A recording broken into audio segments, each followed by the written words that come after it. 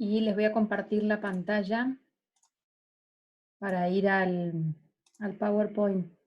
Lo subí hoy a la siesta al PowerPoint de la unidad 5, así que si no lo descargaron aún, ya va a estar disponible.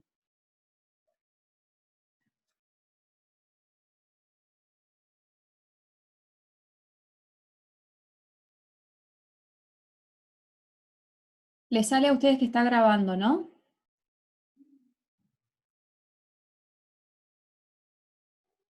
Sí. Bueno, tenemos que arrancar la unidad 5.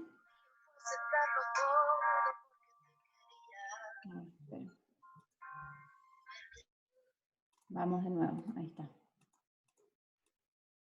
Tenemos que arrancar hoy la unidad 5. Esta unidad es bastante corta, así que si no la llegamos a agotar hoy, nos va a quedar apenas alguito para el jueves.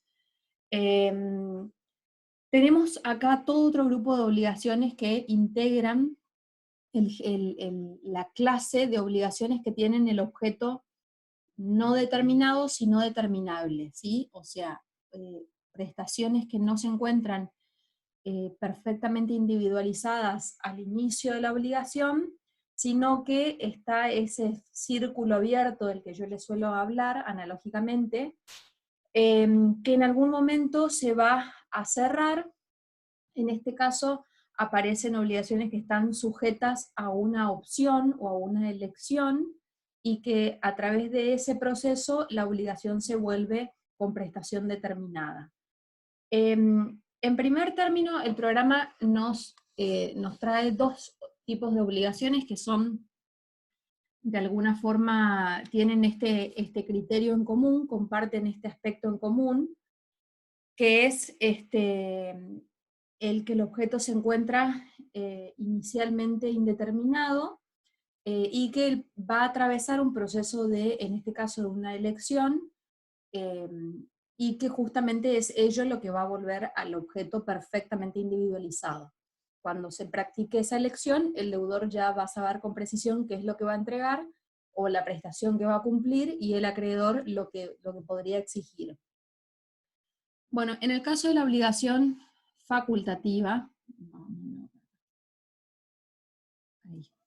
está definida en el artículo 786 del Código como aquella que tiene una prestación principal y otra accesoria. El acreedor solo puede exigir la prestación principal, pero el deudor puede liberarse cumpliendo la accesoria. El deudor dispone hasta el momento del pago para ejercitar la facultad de optar. Bueno, eso es como el Código nos presenta a esta clase de obligación. Trabajémoslo en un ejemplo. El deudor se compromete con el acreedor a entregar un inmueble de tales características, de tal superficie, etcétera, con la posibilidad de liberarse entregando en su defecto 3 vehículos automotores de tales otras características. Lo característico de la obligación facultativa es que hay, como está allí plasmado, una prestación a la que se llama principal y una segunda prestación a la que se llama accesoria, subsidiaria o supletoria. De hecho, entre ambas prestaciones hay una relación de principal y accesorio, como lo hemos visto cuando vimos esa clase de obligación. Sin embargo, el deudor debe en principio solamente la prestación principal, y es ello lo que el acreedor está facultado a exigirle. Lo facultativo, digamos, de esta clase de obligación es que el deudor, solo el deudor, puede ejercitar esta elección y liberarse entregando la opción B, ¿sí? La prestación accesoria o supletoria. La denominación obligación facultativa ha sido criticada desde antaño en la doctrina porque justamente nos da la idea de una obligación que no sería obligatoria en términos de su cumplimiento. Hablar de obligación y hablar de facultad serían antónimos. Entonces, podría dar lugar a la interpretación de que se trata de una obligación donde el deudor no está compelido a cumplir. Y eso no es así. En realidad el deudor está obligado a cumplir y el acreedor está facultado a exigir, pero manteniéndose en la línea de la prestación principal. Por eso se ha propuesto otras denominaciones en doctrina, no obstante son denominaciones que no prosperaron en este Código Civil y Comercial actual. La denominación sigue siendo la que ya tenía el Código de Vélez-Sarsfield, pero son propuestas interesantes. Por ejemplo, obligación con facultad de sustitución y obligación con prestación sustitutiva, que grafican de algún modo más ilustrativo en qué, la esencia, digamos, en qué consiste esta clase de obligación. Sin perjuicio de que pareciera que tenemos dos prestaciones o dos objetos, ello no es así. La prestación se mantiene con unicidad de vínculo, de causa-fuente y de objeto. Es un único objeto el que el deudor debe. Y es en principio la prestación principal. Es básicamente la posibilidad de que el deudor reemplace a esa prestación principal por la accesoria. Eso es lo único que tiene de diferente esta clase de obligación. Bueno, a continuación tenemos un cuadro comparativo con las obligaciones alternativas.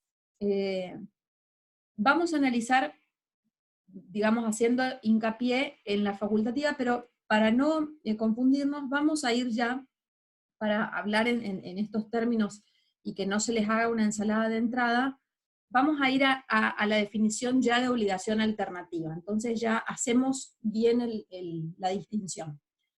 La obligación alternativa, dice el 779, tiene por objeto una prestación entre varias, que son independientes y distintas entre sí. El deudor está obligado a cumplir una sola de ellas. Bueno, acá el ejemplo, tomando el mismo tipo de bienes, se quedaría plasmado de la siguiente forma. El deudor debe entregar al acreedor un inmueble de tales características o 3 automotores de tales características. En este caso, si ustedes ven la diferencia, vuelvo al cuadro comparativo. En la facultativa tenemos una prestación principal y una accesoria, con lo cual hay una relación de dependencia y de jerarquía entre ambas, mientras que en la obligación alternativa las prestaciones se encuentran en un mismo pie de igualdad, con la misma importancia, y además se trata de prestaciones que son independientes entre sí. La naturaleza jurídica de la obligación en la obligación facultativa se determina por la prestación principal.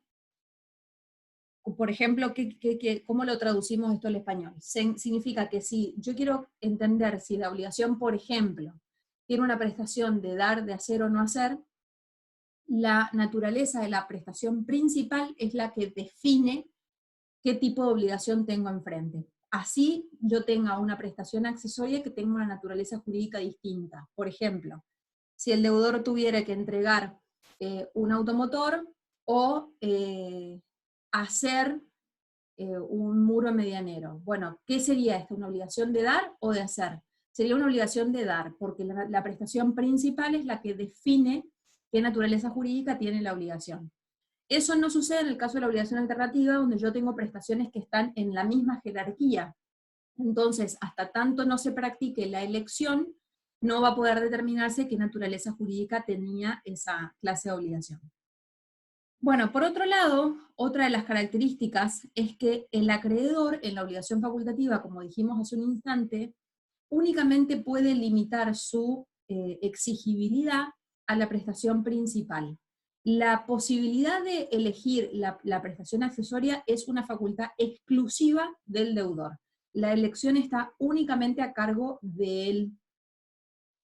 En cambio, en la obligación alternativa, si el acreedor tuviera que exigir el cumplimiento de la prestación porque la obligación no se ha cumplido, debería demandar a todas las prestaciones en su conjunto.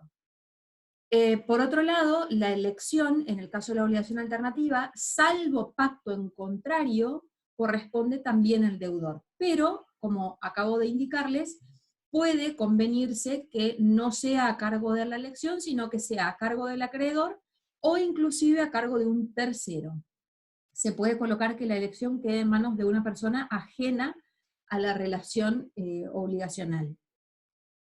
Y por otro lado, otra de las diferencias está en que, como les decía al principio de este tema, hay una relación entre principal y accesorio, en el caso de la obligación facultativa, en los términos que ya hemos visto cuando vimos esa clase de obligaciones. Si la obligación principal se extinguiera o se volviera nula por alguna razón, ello va a acarrear, va a replicar sus efectos en la obligación accesoria, en la prestación accesoria. En cambio, en la obligación alternativa eso no sucede. Si lo ponemos en un ejemplo, en el caso anterior sería que habíamos dicho que el deudor tuviera que entregar un inmueble con la posibilidad de entregar en su defecto 3 automotores. Bueno, en el caso de que el inmueble se volviera, o que la prestación de entregar el inmueble se volviera nula o de imposible cumplimiento, ello va a producir la nulidad de la prestación accesoria, o sea que la obligación no se va a poder cumplir por entero. En la obligación alternativa, como son prestaciones independientes, si alguna circunstancia llegara a afectar alguna de esas prestaciones, por ejemplo, se volviera nula, se extinguiera, lo que fuere, ello no redunda en la prestación de al lado, sino que por el contrario, lo que sucede es que se aplica ese llamado principio de concentración, que importa que la obligación se concentre, se centre en la prestación que pueda ser entregada. Si decimos la obligación consiste en entregar un inmueble o 3 automotores, en el caso de que el inmueble ya no pueda ser entregado, va a concentrarse el cumplimiento de la obligación en la que sí pueda ser entregada o cumplida. ¿Está? En caso de duda, que del caso no se sepa con precisión o del título constitutivo de la obligación no pueda extraerse con certeza si las partes han convenido una obligación facultativa o una obligación alternativa, el artículo 788 del Código deja el margen sin error, digamos. Dice que si no se sabe con precisión, la obligación debe tenerse como que es alternativa. Bueno, por último, dentro de lo que llamamos obligación facultativa, puede darse el caso que lo facultativo no sea específicamente la prestación en sí misma, sino que sean algunas circunstancias que rodean a la obligación o modalidades que rodean a la obligación. Pero si lo mismo la situación consiste en darle al deudor la posibilidad de pactar algo principal, pero darle al deudor una opción B, se le aplican las normas de la obligación facultativa. Por ejemplo, como dice allí, que el deudor tenga la posibilidad en principio de pagar al contado, o bien en cuotas periódicas con intereses, ¿está? O que tenga que hacerlo en tal lugar como prestación, como circunstancia principal, o bien que en su elección pueda también abonar en el domicilio del acreedor. Se le aplicarían también, aunque no estemos hablando de la prestación en sí misma, las normas de la obligación facultativa. Bueno, volvemos ahora a la obligación alternativa que ya definimos y ya mencionamos el ejemplo. Siempre la alternativa va a estar graficada con esa conjunción o en el medio, ¿sí? En realidad sería disyunción, la o. Bueno, la obligación alternativa, dos cuestiones a dilucidar. ¿Tiene unidad o pluralidad de vínculos? Primera pregunta. Y la segunda es, ¿tiene un objeto múltiple o se trata de un objeto único indeterminado?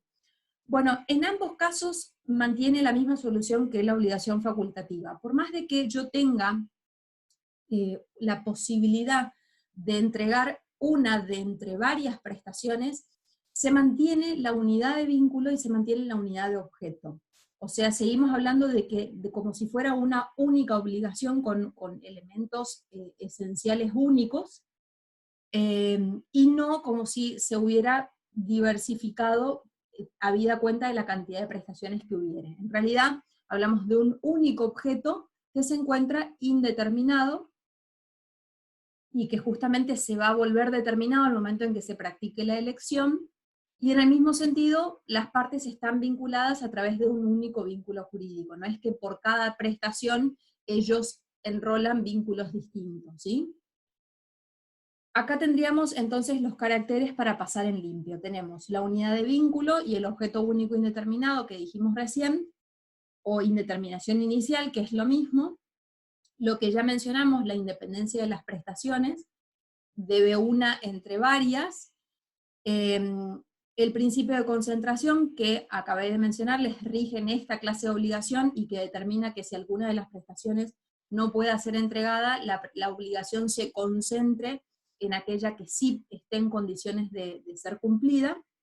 Y por último, la elección u opción, que es allí a donde vamos, que salvo pacto en contrario corresponde al deudor. Con lo cual, el primer punto a tener en cuenta es qué quisieron las partes, qué convinieron las partes. Si las partes acordaron que la elección esté a cargo del acreedor o de un tercero, esa alternativa, digamos, esa elección va a estar a cargo de ellos, en primer lugar.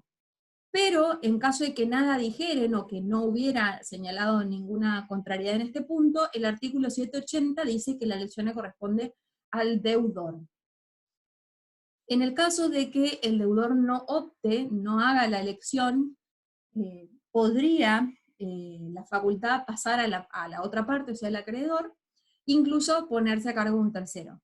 Una vez que la elección se realiza, porque hasta acá imaginemos que la obligación nace con diferentes alternativas y opciones de cumplimiento, pero en algún momento, que es el momento en el que la obligación se vuelve de objeto determinado, es cuando se efectúa esa elección. Y una vez que se realiza, esa elección es irrevocable, o sea, ya no puede retrogradarse, no puede volverse hacia atrás, y a partir de ese momento cesa la posibilidad de variar ese ius variandi que está mencionado allí en el Power, la posibilidad de volver y elegir algo distinto. ¿Cómo se efectúa esa elección? A través de la comunicación que se le va a efectuar a la parte contraria, o bien en forma, a través del mismo cumplimiento de la prestación que sea elegida. O sea, puede exteriorizar a través de su comportamiento una elección tácita, ¿sí? Incluso aunque el cumplimiento de esa prestación que opte sea parcial, ya adelanta que eligió. A partir de que esa elección se practica, además de ser irrevocable, se aplican las normas que ya hemos visto hasta acá, una vez que el círculo se cierra, las normas de la obligación de dar, de hacer o no hacer, de dar cosas ciertas, sería específicamente de dar o no hacer según el tipo de prestación que sea escogida, y se la considera como si hubiera sido esa prestación la única debida desde el principio, ¿está?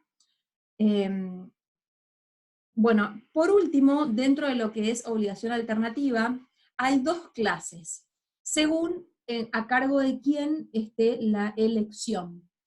Si la elección está a cargo del deudor, la obligación alternativa se denomina regular.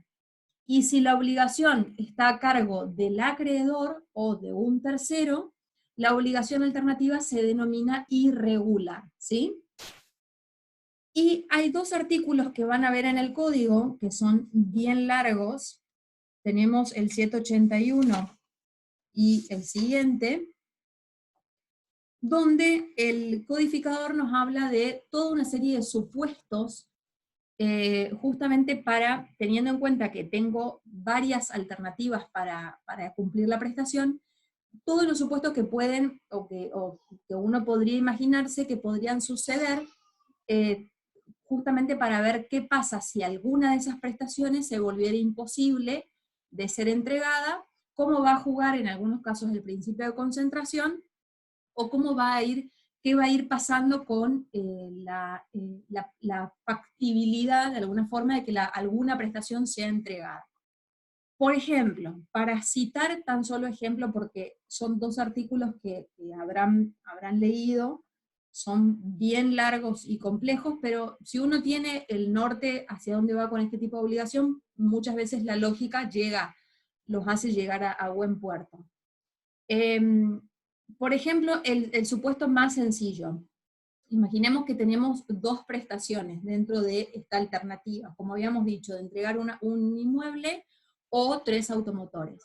Bueno, en el caso de que, por ejemplo, el inmueble fuere imposible de ser entregado, y ello fuere con o sin culpa del deudor, o sea, acá es irrelevante, el código establece que se aplica el principio de concentración, que eso es lo que ya vimos. El inmueble desaparece, no puede ser entregado, bueno, ¿qué quedó? Los 3 automotores, bueno, entonces la obligación va a quedar concentrada en esos 3 automotores. Pero luego tenemos qué pasa si el acreedor obró con culpa, o bien qué sucede si las 2 prestaciones se volvieran imposibles. Por ejemplo, el supuesto más sencillo de 2 prestaciones que se volvieran imposibles, sin culpa de ninguno de los 2 sujetos. Todos los demás son con culpa.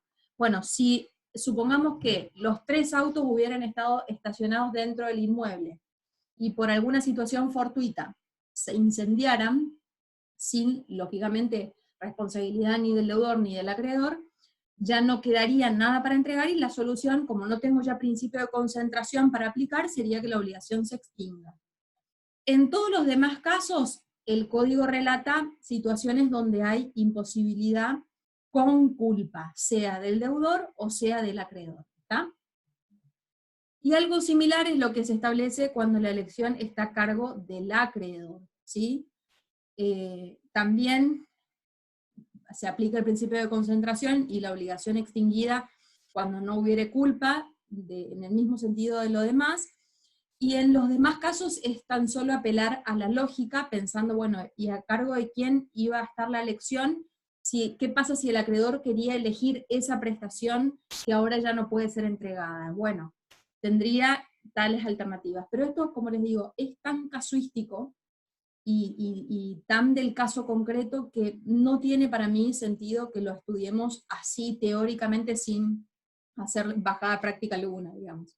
El día en que ustedes tengan una obligación alternativa enfrente y tengan que afrontar alguna situación vinculada a imposibilidad de cumplimiento, son estos 2 artículos los que tienen que recurrir, según sea una obligación alternativa regular o irregular, y a partir de allí buscar qué solución el legislador ya ha establecido, pero no es, digamos, no se justifica a estas alturas hacer todo un análisis de situaciones hipotéticas cuando las reglas son más o menos las mismas. Tengo por regla la aplicación del principio de concentración.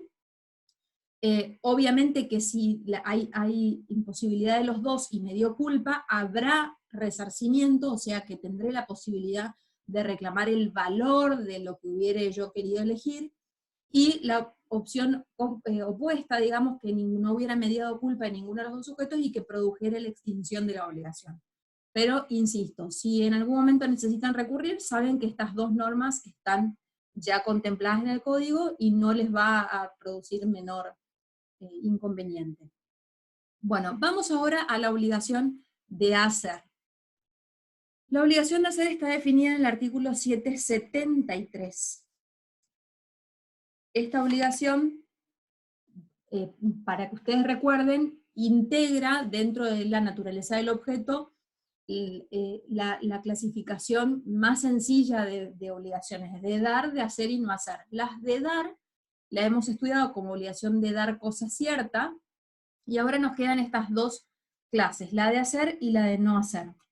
Bueno, la obligación de hacer es aquella cuyo objeto consiste en la prestación de un servicio o en la realización de un hecho en el tiempo, lugar y modos acordados por las partes.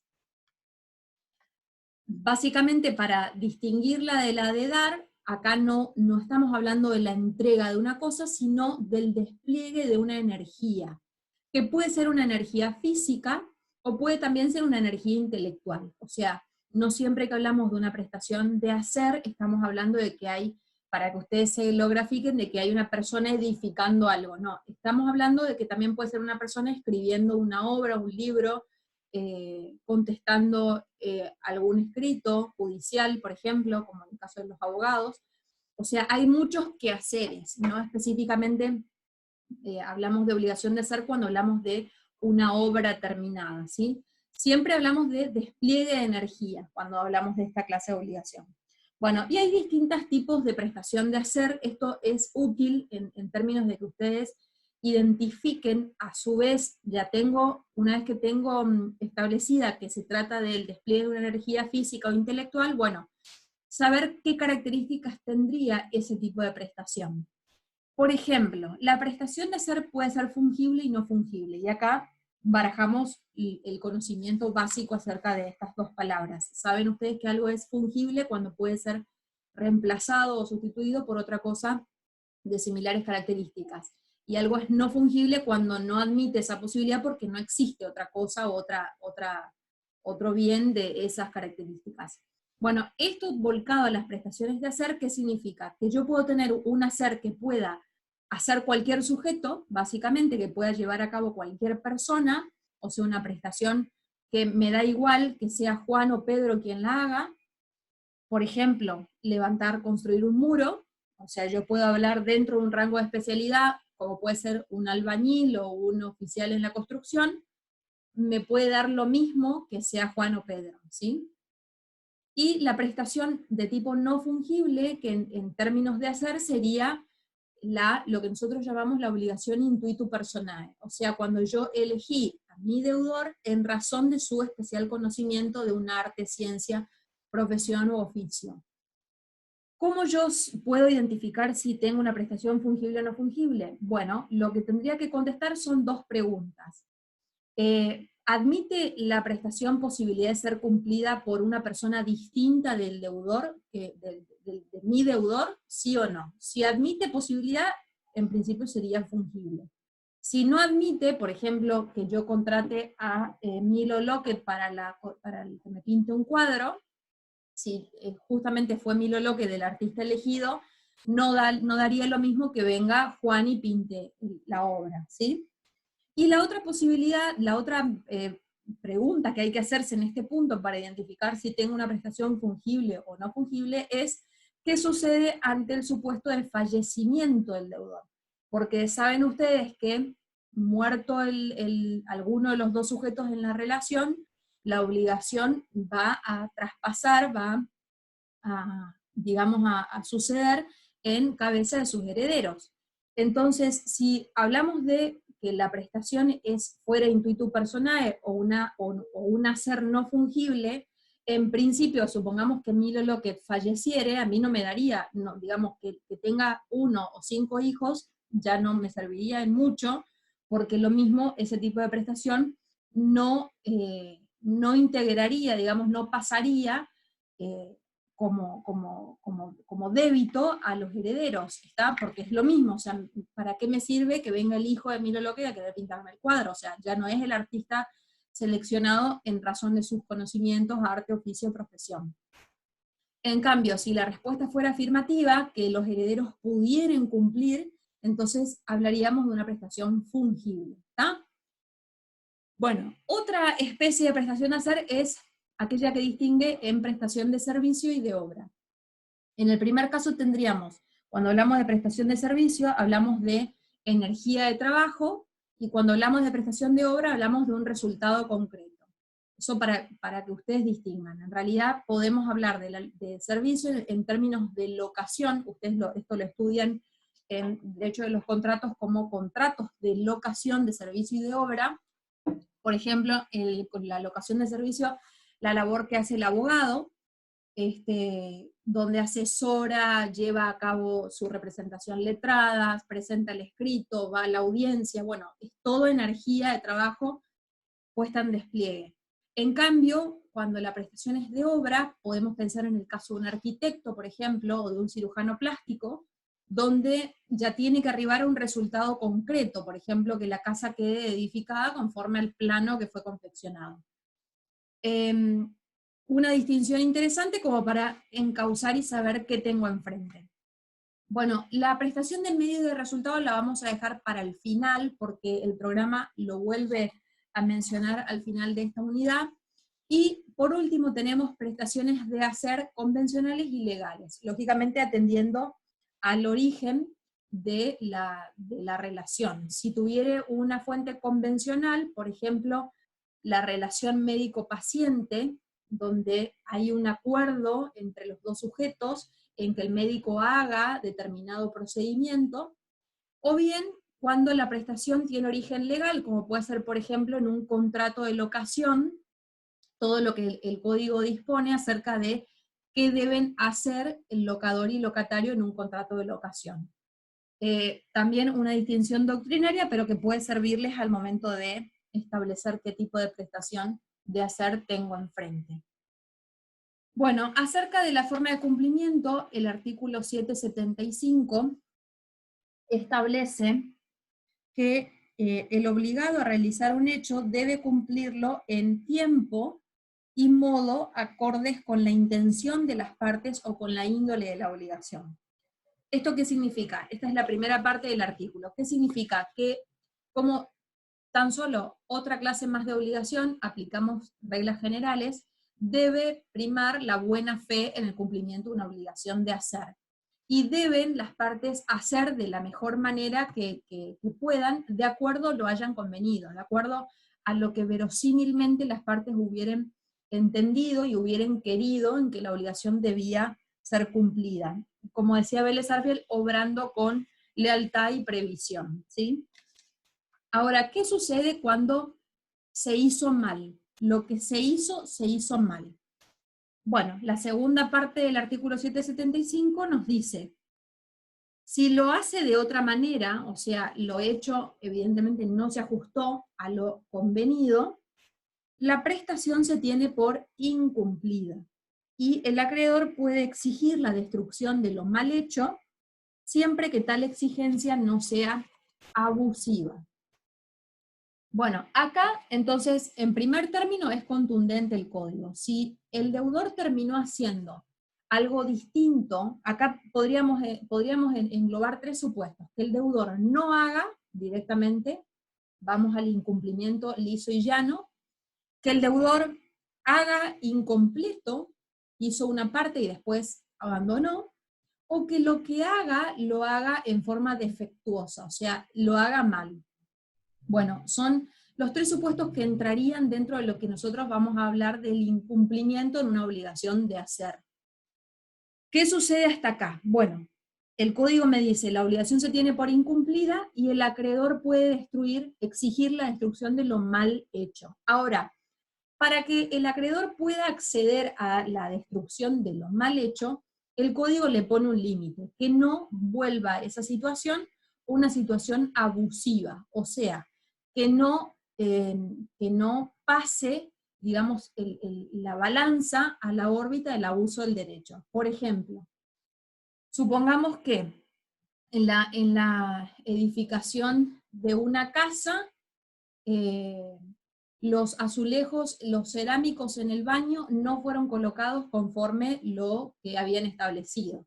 Habían acordado cierta forma para establecer, para colocar los azulejos o los cerámicos y se pusieron de una forma diferente. Bueno, ¿qué opciones tendríamos acá?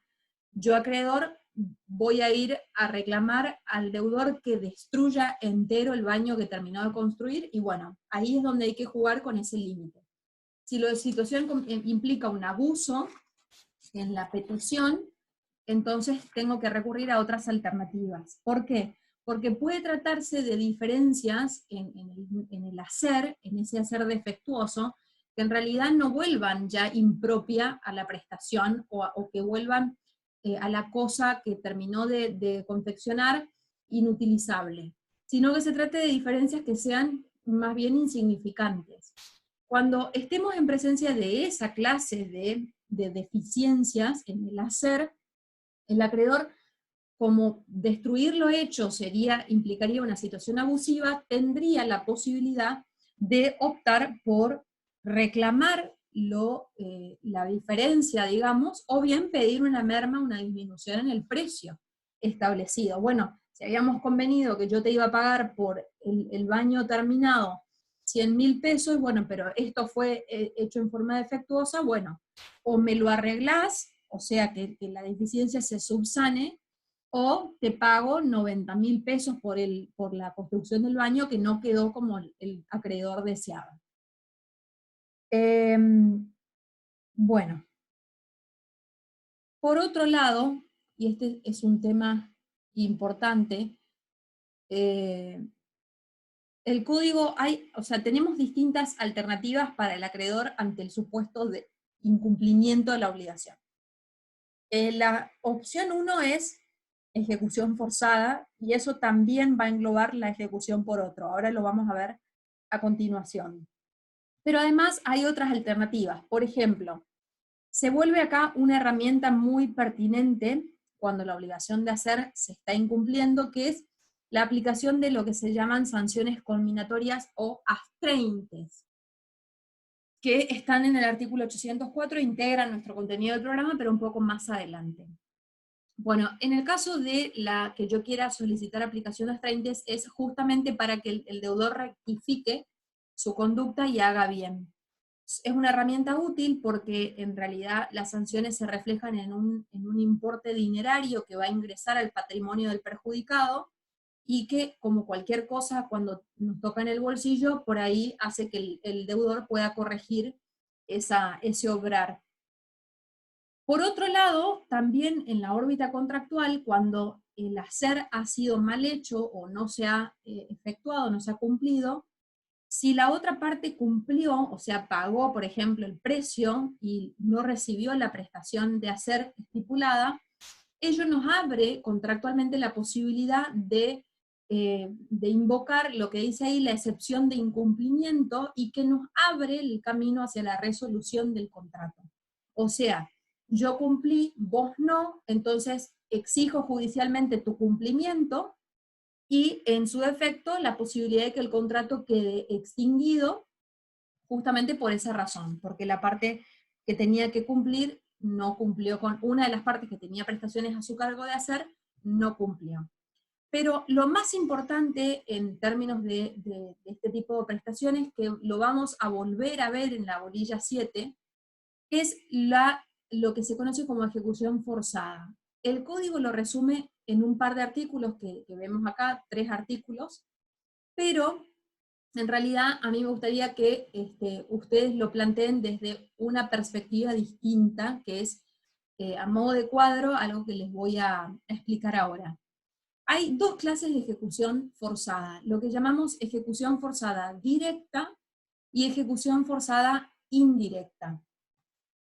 A su vez, ¿qué diferencia tendríamos entre uno y otro caso? Bueno, la ejecución forzada directa es aquella que persigue el cumplimiento en especie de la prestación, o lo que se denomina el cumplimiento in natura de la prestación. ¿Qué significa esto traducido al español? Que el acreedor, al promover la ejecución, quiere llegar a obtener la prestación convenida. Si se había convenido que el deudor le construya el muro, bueno, a través de la ejecución forzada directa, quiere obtener el muro. ¿Está? ¿Cómo lo va a hacer? Tiene distintas alternativas. Acá tendríamos una primer flecha dentro de ejecución forzada directa, o una primer flecha a lo que sería ejecución forzada directa por el deudor, y ejecución forzada directa por otro. Analicemos estas 2 opciones. Si voy a la ejecución forzada directa de mi deudor, esto significa que yo voy a ejercer, a intentar ejecutar, a obtener forzadamente el cumplimiento de la prestación de manos del deudor originario, digamos, de quien estaba obligado a cumplir con esa prestación y que no lo hizo. Ahora, ¿cuál es el límite que el acreedor va a encontrar en este punto? Bueno, algo tan sencillo como la cuestión que en un Estado de Derecho no podría tolerarse, que es la violencia física o la coacción. Si para obtener el cumplimiento en especie o in natura de la prestación de manos de mi deudor, yo tengo que, ya llegué, ya lo intimé por carta o documento, le mandé un notario para que lo notifique, lo amenacé que le voy a iniciar acciones legales, y aún así no tengo el cumplimiento, y lo siguiente ya es ir a la casa a violentarlo, entonces ahí tengo que, como acreedor, poner el freno de mano y ver qué opciones me quedan. O sea, el límite de la ejecución forzada directa por el deudor es la violencia física. ¿Qué pasa si el deudor se mantiene renuente, reticente, nos dice, no, no quiero, no voy a cumplir con la prestación? Bueno, tengo que analizar si tengo enfrente una prestación fungible o no fungible, porque como les decía hace un ratito, Si la prestación es fungible, yo puedo buscar otro que haga. O sea, si estamos hablando de la construcción de un muro, y bueno, puedo buscar otro albañil. Pero si estamos hablando de una prestación no fungible, entonces ya la ejecución in natura o en especie de la prestación ya no va a ser factible, porque supongamos que sea Milo Loque del que me dice que no va a confeccionar el cuadro, entonces no me serviría de nada recurrir a otro y tendría que ir ya directamente a la ejecución forzada indirecta. Pero analicemos en los casos de prestación fungible qué otra alternativa tengo. Dijimos, habíamos trazado primer camino 2 flechas, ejecución forzada directa e indirecta. Ejecución forzada directa por el deudor, que es la opción que acabamos de agotar, el deudor mantuvo su negativa, y ejecución forzada directa por otro. Dentro de ejecución forzada directa por otro, a su vez tenemos dos situaciones, dos supuestos que podrían aparecer acá. Si yo pienso en que ya no es el deudor el que va a entregar o a cumplir o a hacer la prestación, ¿quiénes me quedan? Bueno, me queda el propio acreedor, o sea, que sea el acreedor quien materialmente lleve a cabo el hacer convenido, o bien un tercero. Como les decía, que yo pueda contratar a otro albañil para que me edifique el muro, o que pueda hacerlo el acreedor mismo. Ahora, ¿qué salvedad hay que adicionar a esto? Porque hasta ahí parece que el deudor se lo llevaría todo gratis. Pues no. Lógicamente, como esta situación deriva por el incumplimiento del deudor, si el acreedor tiene que recurrir a esta posibilidad, la ejecución se va a efectuar a costa del deudor. Es decir, quien va a solventar económicamente el gasto de contratar otro albañil, o que tenga que hacerlo el propio acreedor, va a terminar siendo el deudor. Para esto, podré incluso llegar a sede judicial si el deudor se rehúsa, se niega o no quiere reconocer esta erogación, este gasto. Podré llegar a sede judicial, que sea el juez quien me autorice a hacer a través de otro albañil o de mano propia, por el propio acreedor, y en ese caso el monto que el juez me autorice será el monto que el deudor va a tener que cubrir, ¿está? Pero siempre es a costa del deudor. Bueno, y por último, la otra alternativa, la posibilidad de la ejecución forzada indirecta, acá, como les decía, en contraposición a la anterior, el acreedor ya no persigue obtener la prestación convenida, o sea, ya acá el muro no le importa. ¿Hacia dónde apunta entonces la ejecución forzada indirecta? Bueno, hacia la indemnización o el resarcimiento de los daños y perjuicios ocasionados. Es decir, la posibilidad de obtener una reparación dineraria en razón del incumplimiento material de la prestación. Ya no voy a obtener el muro, ni por el deudor, ni por otro, pero bueno, quiero que el deudor repare los daños y perjuicios que me ocasionó. Esa es la ejecución forzada indirecta, que eso es normalmente lo que vemos en tribunales. Cuando la cuestión llegó a tribunales es porque justamente ya el acreedor optó por ir al proceso de daños y perjuicios, ¿sí? Por incumplimiento contractual. A ver, vamos a leer este artículo 777, que también esto que les acabo de decir a modo de cuadro, que así me gustaría que ustedes lo estudien y lo vuelquen, el código lo establece en estos artículos. 777, dentro de obligación de hacer, dice que el incumplimiento imputable de la prestación, incumplimiento imputable, esto significa que no estamos hablando de un incumplimiento fortuito, estamos hablando de un incumplimiento que es atribuible al deudor, ¿sí? Da derecho al acreedor a, y ahí tenemos, exigir el cumplimiento específico, que sería la ejecución forzada directa por el deudor, para que ustedes sigan la línea de nuestro cuadro, hacerlo cumplir por terceros a costa del deudor, que sería la ejecución forzada directa por otro, o bien, el inciso C, reclamar los daños y perjuicios, que es la ejecución forzada indirecta. Esto mismo se refleja también en el artículo 730, que dentro de disposiciones generales de las obligaciones establece algo similar. Y dice, la obligación da derecho al acreedor a emplear los medios legales para que el deudor le procure aquello a que se ha obligado, que sería exigir el cumplimiento específico o la ejecución forzada directa por el deudor. Inciso B, hacérselo procurar por otro a costa del deudor, es prácticamente idéntica a la redacción. Y inciso C, obtener del deudor las indemnizaciones correspondientes, que es reclamar daños y perjuicios o ejecución forzada indirecta. ¿Está? Y a su vez, este artículo que aparece allí mencionado, también dentro de la posibilidad del inciso B, o sea, la ejecución forzada directa por otro, el artículo 776, dentro de la obligación de hacer, establece que la prestación puede ser ejecutada por una persona distinta del deudor, a no ser que de la convención, de la naturaleza de la obligación o de las circunstancias, resulte que éste fue elegido por sus cualidades para realizarla personalmente. Es decir, lo que vimos que no va a ser factible si la obligación fuere intuito personae o fuera una prestación de hacer no fungible. ¿Está?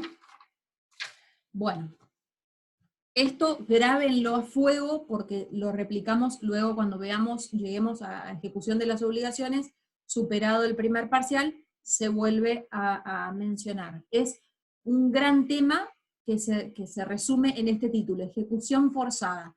La ejecución forzada puede ser de cualquier tipo de obligación. Ustedes ya saben, el mismo artículo 724 le abre la puerta al acreedor. Obtener forzadamente la satisfacción de su interés. Bueno, ¿cómo lo va a hacer en una obligación de hacer? De esta forma. Pero en realidad, esto se aplica a cualquier clase de obligación. Si yo voy a ejecutar una obligación de dar, es exactamente igual.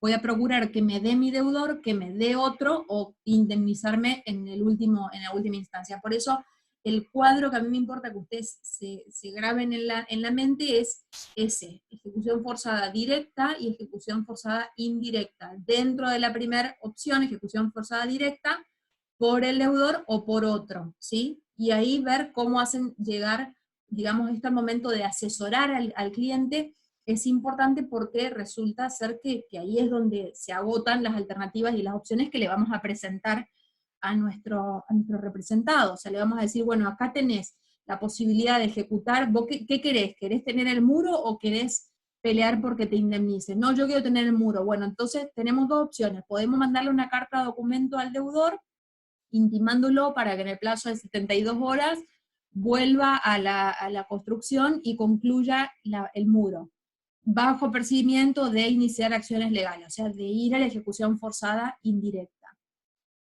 No, yo no quiero verle más la cara a ese albañil porque me estafó, y bueno, entonces listo, vamos a buscar otro albañil que nos dé un presupuesto, que nos emita algún tipo de comprobante, le vamos a pagar, vamos a obtener esa factura y luego le vamos a reclamar ese valor al deudor. Bueno, perfecto, listo.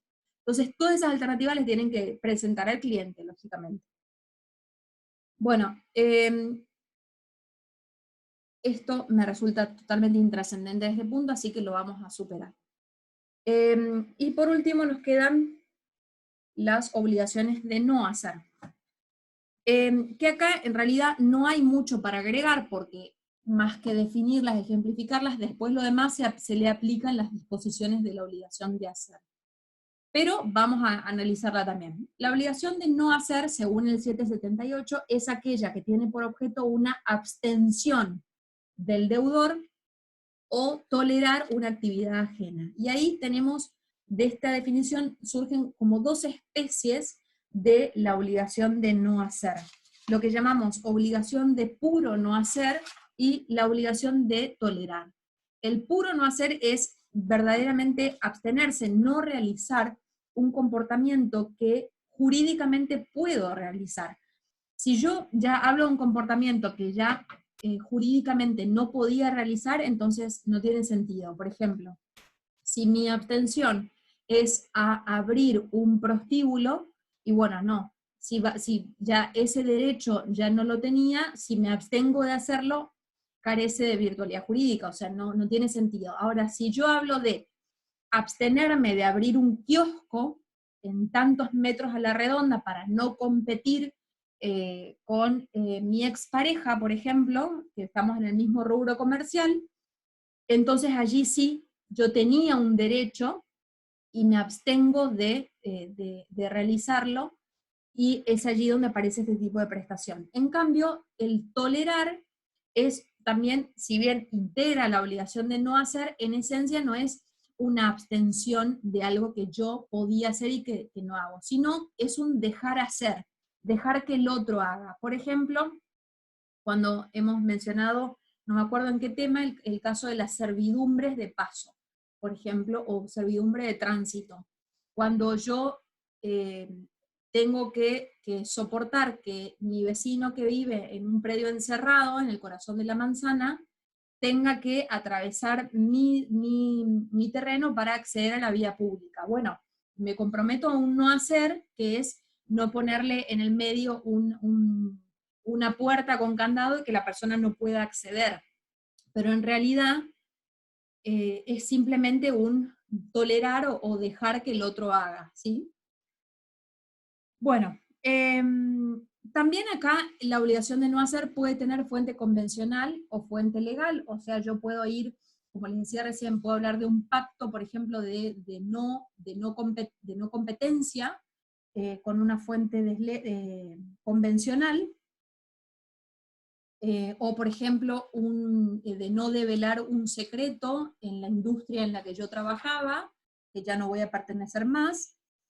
O bien puedo tener una fuente legal, por ejemplo, siguiendo la misma línea, dentro de un contrato de locación, que el contrato disponga que el inquilino no modifique el destino de la locación. Por ejemplo, si yo dije que iba a habitar el inmueble con mi familia, que después me comprometo a no modificar el destino, a no poner después un local comercial, ¿está?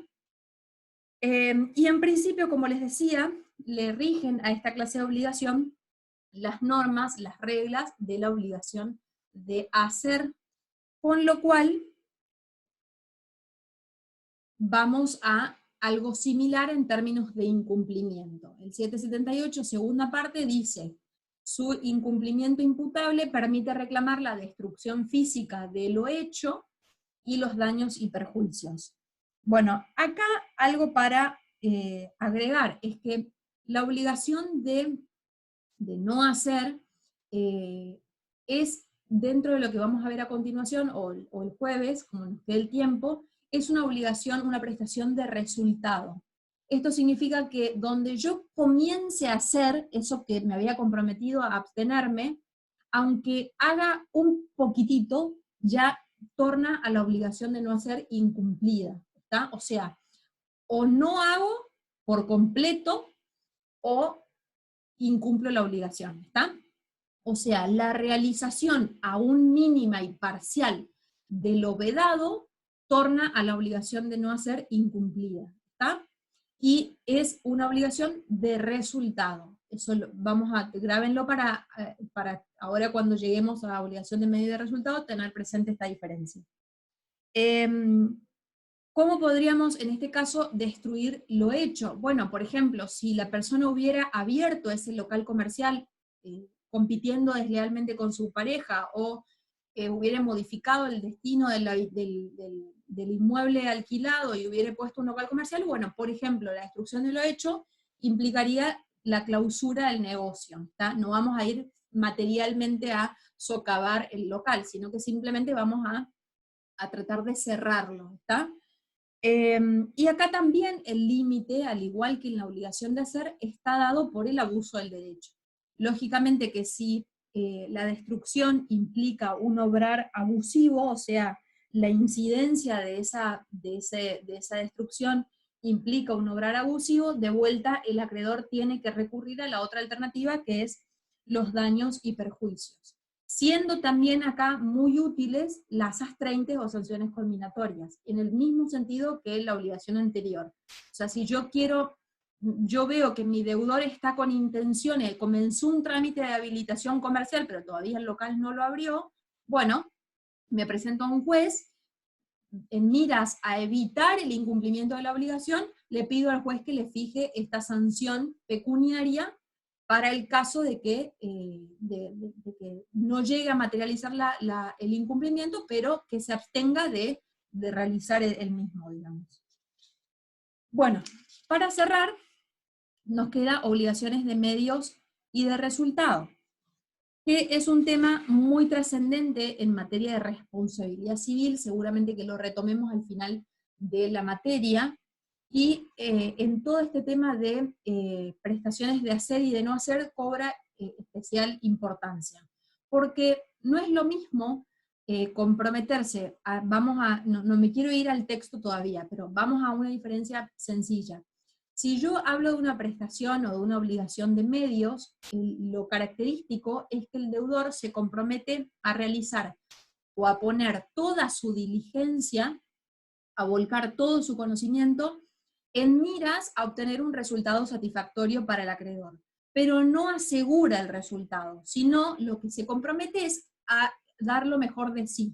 O sea, a ser un buen deudor y a volcar toda su destreza para que el deudor, el acreedor, vea satisfecho su interés. Esa es la prestación de medios, ¿está? Me comprometo a toda la diligencia que pueda poner en miras al cumplimiento de la prestación. En cambio, la prestación o la obligación de resultado es aquella en donde el deudor garantiza la obtención del éxito en la labor que está realizando. Esa es la gran diferencia. O sea, como el nombre indica, asegura la obtención del resultado querido por el acreedor. Fíjense en un ejemplo ambos tipos de prestación. No es lo mismo el hacer de un médico clínico que recibe a un paciente con un dolor de cabeza y hace su diagnóstico y le da un tratamiento, a la prestación de servicio que va a realizar un médico cirujano, por ejemplo, un médico cirujano estético, donde recibe a un paciente que va a ingresar a quirófano con la foto de la nariz como quiere que le quede al final de la cirugía, y que él se asegura que la nariz le va a quedar exactamente así como en la foto que le trajo la paciente, que el caso anterior. ¿Está? Tienen ahí bien clarito los dos tipos de prestaciones de hacer. ¿En qué redunda esto de diferente? Que esto, hasta acá pareciera que no nos interesa esto, porque en principio, como abogados, nosotros realizamos obligaciones de hacer, prestaciones de servicio, y en principio nosotros asumimos obligaciones de medio. Esto significa, cuando yo recibo al cliente en mi estudio jurídico, yo me comprometo ante él a desplegar la mejor estrategia posible en miras a que gane el juicio. Pero no le aseguro que el juicio lo vaya a ganar. ¿Está? Por eso, en principio, la labor del abogado es de medios. Yo me comprometo a contestar los escritos en plazo, a presentar las apelaciones o los recursos cuando la solución del juez no nos sea favorable, a concurrir a las audiencias a la hora y lugar citados, etc. O sea, a desplegar toda la diligencia que como técnico profesional tengo. Ahora, si yo, abogado, en mi aviso publicitario publico que me comprometo, que se han visto casos inclusive en el fuero local, me comprometo a ganarle el juicio al cliente, ahí ya estoy asegurando el éxito de ese proceso. Y esa pasa a ser una obligación de resultado. O sea que, en realidad, la obligación del medio de resultado hay que analizarla en cada caso concreto. Pero tiene una implicancia que en términos de responsabilidad civil es muy diferente según estemos en uno o en otro caso. Para que ustedes, a ver,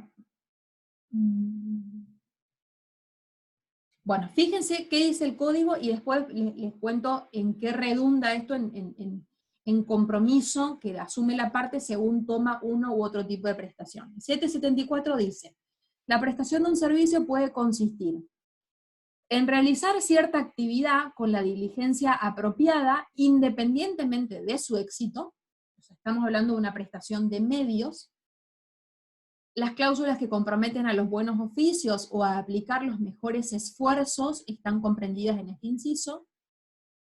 B, en procurar al acreedor cierto resultado concreto con independencia de su eficacia, ya nos vamos a la obligación de resultado. O C, en procurar al acreedor el resultado eficaz prometido. La cláusula llave en mano o producto en mano está comprendida en este inciso. Si el resultado de la actividad del deudor consiste en una cosa, para su entrega se aplican las reglas de la obligación de dar cosa cierta para constituir derechos reales. Bueno, inciso A tendrían la prestación de medios, cuando pienso en la diligencia apropiada, y cuando hablo de un resultado concreto, eficaz o no, pero un resultado al fin, estamos hablando de la obligación de resultado. Bueno, ¿qué implicancia tendría esto en la órbita de la responsabilidad civil? Cuando yo estoy en desacuerdo con lo que efectivamente hizo el deudor, imaginemos el caso del abogado. El abogado se comprometió, tengo dos abogados, Juan se comprometió a llevar a cabo el proceso judicial con toda su diligencia, y Pedro se comprometió a ganar el juicio. Tengo un profesional que asumió una obligación de medio y tengo un profesional que asumió una obligación de resultado. En ambos casos perdieron los procesos judiciales. Resultó que la sentencia salió adversa. Bueno, ¿qué resultado tendría o qué diferencia tendría en uno y otro caso? Si yo, cliente de esos abogados, quisiera demandarlos por mala praxis en razón del incumplimiento de esas prestaciones u obligaciones de hacer, ¿cuál sería la diferencia según esté hablando de Juan o de Pedro? La prestación de medios nos deja en materia de responsabilidad civil dentro de lo que nosotros vamos a analizar como un factor de atribución subjetivo, una responsabilidad subjetiva. Dentro del ámbito de los elementos subjetivos de atribución son dos, los que ya hemos mencionado y todos conocemos, la culpa y el dolo. Con lo cual yo tendría que demostrar, yo cliente tendría que demostrar que Juan, el abogado que asumió la prestación de medios, obró con culpa. En el caso de que estemos hablando de un profesional, bajo la forma de una impericia, ¿sí? Es decir, no puso toda su diligencia, hizo las cosas para el lado de los tomates, se presentó tarde a las audiencias, presentó todos los escritos en forma extemporánea, perdimos el juicio porque él no me defendió correctamente. Pruebo su falta de diligencia, ¿está? Y si en este caso Juan quisiera liberarse de responsabilidad, quisiera decirle al juez, no, momento, que yo hice todo lo que estuvo a mi alcance, tendría que probar su no culpa, o sea, tendría que probar que obró con la diligencia debida. En el caso de Pedro, la situación es completamente distinta. ¿Por qué? Porque si vamos a una prestación de resultado, la carga de la prueba se invierte. ¿Por qué? Porque ya no hablamos de responsabilidad subjetiva, sino de responsabilidad objetiva. Se entiende que hay un factor objetivo de atribución cuando la cuestión es ajeno a la culpa y al dolo de la gente, dice el código. O sea, no hablamos acá de culpa y de dolo, hablamos de, en el caso de un factor de atribución objetivo, sería la garantía. Como yo dije que iba a asegurar este resultado, no lo cumplí, el resultado claramente no se obtuvo, el juicio, la sentencia dice no hacer lugar a la demanda, tengo el resultado no obtenido. Entonces, como ya a partir de ese momento, si yo tengo para contrarrestar, para probar que el abogado había asumido ganar y tengo no hacer lugar a la demanda, tengo probado que el resultado no ha sido obtenido. Entonces, en este caso, al haber un factor de atribución objetivo que se denomina garantía, la situación es distinta. ¿Por qué? Porque acá yo cliente, no tengo que probar nada.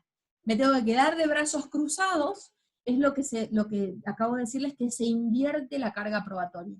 Es el demandado, en este caso, es el abogado Pedro, que asumió que iba a ganar el juicio y no lo hizo, quien tiene que probar que ya no alcanza su diligencia. Eso ya no le alcanza, porque el factor objetivo de atribución ya estamos perdiendo 1-0, ¿está?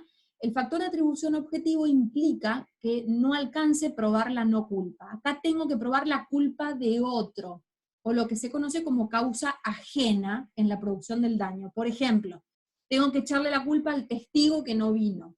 Bueno, el testigo no vino y ese testigo era clave para que el juicio se gane, y en razón de que el testigo no vino, el juicio se perdió, ¿está?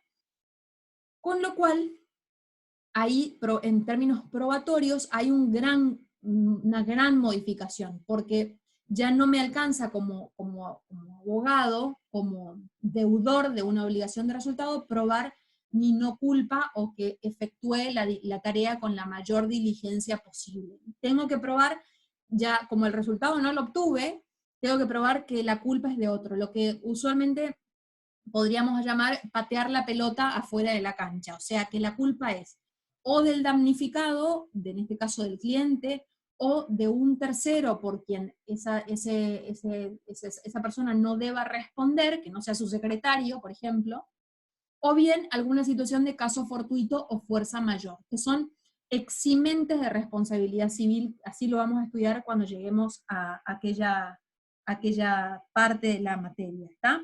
Y básicamente la prestación, como les decía, de no hacer es siempre de resultado. Con lo cual, si yo tengo, por ejemplo, una persona que tenía que abstenerse de poner un local comercial para no competir, y de repente un día abrió, aunque haya abierto un solo día, ya me deja a la obligación de resultado incumplida, porque es una obligación que directamente no admite, aunque sea una posibilidad de cumplimiento parcial. El cumplimiento parcial implica el incumplimiento total de la obligación de no hacer. ¿Está? Bueno, esto lo pueden ver también con mayor profundidad dentro del título de responsabilidad civil, pero básicamente redunda en la diferencia en cuanto a la carga probatoria y a qué tendría que probar. En el caso, vuelvo a mencionarles, en el caso de la obligación de medios, el cliente deberá probar que el abogado obró con falta de diligencia, o sea, que obró a través de un factor de atribución subjetivo, que probablemente sea la culpa, podría también ser el dolo, y el deudor, para liberarse de responsabilidad, tendría que probar su no culpa. En cambio, si hablamos de una obligación de resultado, el cliente tendría que probar únicamente que el resultado no se obtuvo y nada más, se invertiría la carga probatoria y ahora sería el demandado, el deudor, el responsable de probar que ha sido motivo, la no obtención de resultado ha sido por una causa ajena a él. El hecho del damnificado, el hecho de, o la culpa de la víctima, como se llamaba en el código anterior, el hecho de un tercero por quien no deba responder, o el caso fortuito o fuerza mayor. O sea, eximirse de responsabilidad civil, siendo obviamente la prueba invertida. Él tendría que probar que ya no le alcanzaría probar su no culpa o su diligencia, sino que tendría a su vez que indicar responsabilidad de quién fue. ¿Está? Bueno, chicos, y eso es todo lo que tenemos en esta unidad. Con lo cual nos queda tan solo la bolilla 6, que posiblemente la terminemos el jueves. Vamos a ver cómo vamos yendo, pero es una unidad corta igual que esta. No sé si voy a subir PowerPoint, tengo que buscar en mis archivos si tengo hecho, y si no, para acelerar los tiempos, veré si lo subo la semana que viene, pero por lo pronto vamos a arrancar la unidad 6 el jueves. Si tienen alguna duda acerca de esta bolilla, los escucho.